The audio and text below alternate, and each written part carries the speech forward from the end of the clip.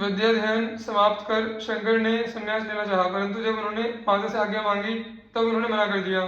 शंकर माता के बड़े भक्त थे, वे उन्हें कष्ट देकर संन्यास लेना नहीं चाहते थे। एक दिन माता के साथ वे नदी में स्नान करने गए, उन्हें एक मगर ने पकड़ लिया। इस प्रकार पुत्र को संकट में देखकर माता के होश उड़ गए, वो बेचैन होकर हाहाकार मचाने लगी। शंकर ने माता से कहा, मुझे संन्यास लेने की आज्ञा दे दो तो मगर मुझे छोड़ देगा।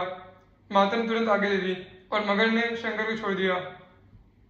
इस तरह माता की आज्ञा प्राप्त कर वे 8 वर्ष की उम्र में ही घर से निकल पड़े। जाते समय माता की इच्छा के अनुसार यह वचन देते गए कि तुम्हारी मृत्यु के समय मैं घर पर उपस्थित रहूंगा। घर से चलकर शंकर नर्मदा तट पर आए और वहां स्वामी गोविंद भगवत पाद से दीक्षा ली। गुरु ने इनका नाम भगवत पूज्य पादाचार्य रखा। इन्होंने गुरु पदिष्ठ मार्ग से साधना आरंभ कर दी और अल्पकाल में ही बहुत बड़े योग सिद्ध महात्मा हो गए। इनकी सिद्धि से प्रसन्न होकर गुरु ने इन्हें काशी जाकर वेदांत सूत्र का भाष्य लिखने की आज्ञा दी और तदनुसार ये काशी चले गए। काशी आने पर इनकी ख्याति बढ़ने लगी और लोग आकर्षित होकर इनका शिष्यत्व भी ग्रहण करने लगे। इनके सर्वप्रथम शिष्य सनंदन हुए, जो पीछे पद्म पादाचार्य के नाम से प्रसिद्ध हुए।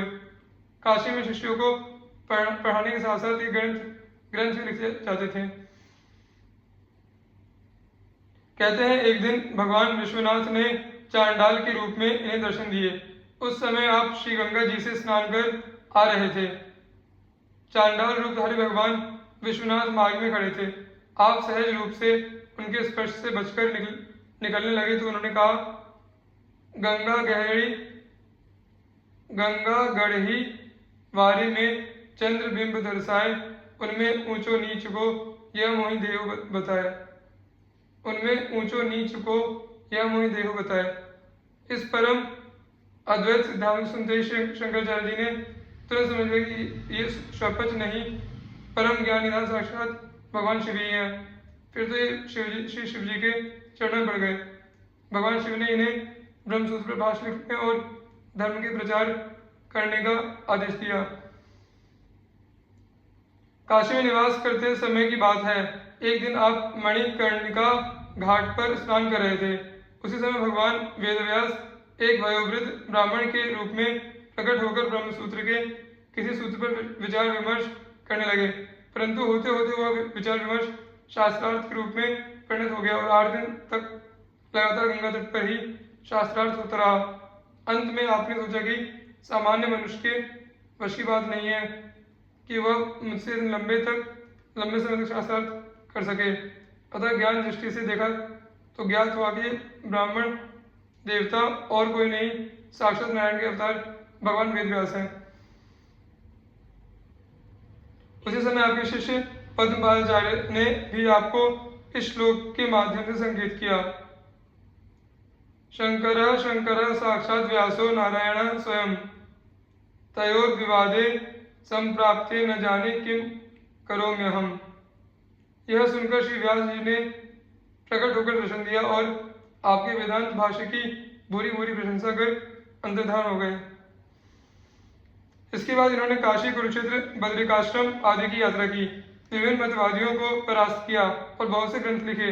प्रयाग आकर कुमारिल भट्ट से उनके अंतिम समय में भेंट की और उनकी सलाह से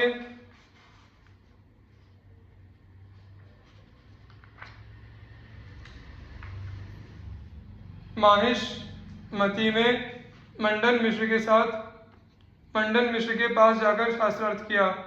शास्त्रार्थ में मंडन की पत्नी भारती मध्यस्था थी।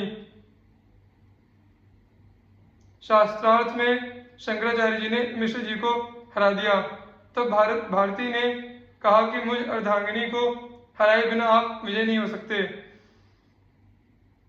तब आपने भारती से शास्त्रार्थ किया। उसने रति शास्त्र संबंधी प्रश्न किए। उनके उत्तर के लिए इन्होंने 6 मास का समय मांगा और अपने शिष्यों से कहा कि मैं मृत राजा अमरुक के शरीर में प्रवेश कर श्रृंगार रस का अध्ययन करूंगा, तब तक मेरे भौतिक शरीर की रक्षा करना। यदि वहां से वापस लौटने में मुझे विलंब हो जाए तो मेरे पास आकर मुझे मोह मुद्गर के श्लोक सुनाना। उस राजा अमरुक के मृत शरीर में प्रवेश कर शंकराचार्य जी ने रतिशास्त्र का अध्ययन किया। तत्पश्चात उनके शिष्यों ने मोह मुद्गर के श्लोक उन्हें सुनाए और वे राजा अमरुक का शरीर छोड़कर पुनः अपने शरीर में आ गए तथा भारती के प्रश्नों का उत्तर दे उसे निरुत्तर किया।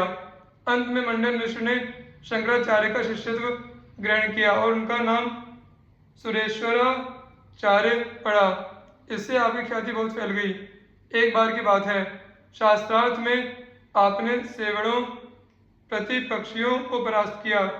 पराजित सेवड़ा लोग अपने राजा के पास पहुंचे।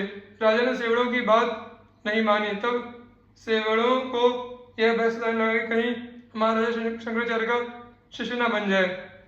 अतः उन्होंने राजा तथा शंकराचार्य को मार डालने का एक षड्यंत्र रचा। सेवड़ों का गुरु राजा एवं शंकराचार्य को लेकर एक ऊंची छत पर चढ़ गया और उसने तंत्र बल से ऐसी माया रची कि चारों ओर जल ही जल हो गया। धीरे धीरे जल बढ़ता हुआ छत तक आ गया। सेवड़ों के गुरु ने माया की नाव भी बना दी और राजा से कहा कि इसमें चढ़ जाओ, नहीं तो जल में डूब जाओगे। राजा जैसे नाव पर चढ़ने लगा, शंकराचार्य जी ने उन्हें नाव पर बैठने से मना कर दिया और पहले सेवड़ों को चढ़ाने को कहा। सेवड़ जैसे नाव पर चढ़े, माया की नाव और जल गायब हो गया और वे लोग छत से नीचे गिर गए। उन सेवड़ों के शरीर भग्न हो गए। राजा उनकी चाल और शंकराचार्य जी का प्रभाव समझ गए, उनके चरणों पर गिर पड़े। श्री प्रियदास जी महाराज इन घटनाओं का अपने कवित्वों में इस प्रकार वर्णन करते हैं। विमुख समूह लय के किए सन्मुख श्याम अति अभिराम लीला जग विस्तारी है। सेवरा प्रबल वास केवरा जो फैली रहे, गहे नहीं जाही बादी सुचि बात धारी है। तज के शरीर काहू नृप में प्रवेश कियो, दियो करी ग्रंथ मोह मुद्गर सुभारी है।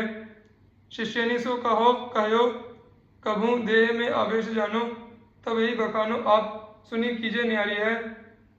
जानी के आवेश तन शिष्य ने प्रवेश कियो, रावले में देखी सो श्लोक ले उचार्यो है। सुनत ही तज्यो तन निज तन आय लियो कियो, यो प्रणाम दासपन पूरो पार्यो है। सेवरा हराए बादी आय नृप पास ऊंचे, छात पर बैठी एक माया फंद डार्यो है। जल चढ़ी आयो नाव भाव ले दिखायो कहे, चढ़ो नहीं बुढ़ो आप कौतुक दो धार्यो है। आचारज कही यो चढ़ाओ इन सेवरानी, राजा ने चढ़ाए गिरे टूक उड़ी गए हैं। तब तो प्रसन्न नृप पांव पर्यो भाव भर्यो कहो जोई, कर्यो धर्म भागवत लय है। भक्ति प्रचार पाछे मायावाद डारी दिनो, किनो प्रभु कहो किते विमुख हो भय हैं। ऐसे सो गंभीर संत धीर वह रीति जाने, प्रीति ही में साने हरि रूप गुण नए हैं। तत्पश्चात आचार्य ने विभिन्न मठों की स्थापना की और उनके द्वारा औपनिषद सिद्धांत की शिक्षा दीक्षा होने लगी।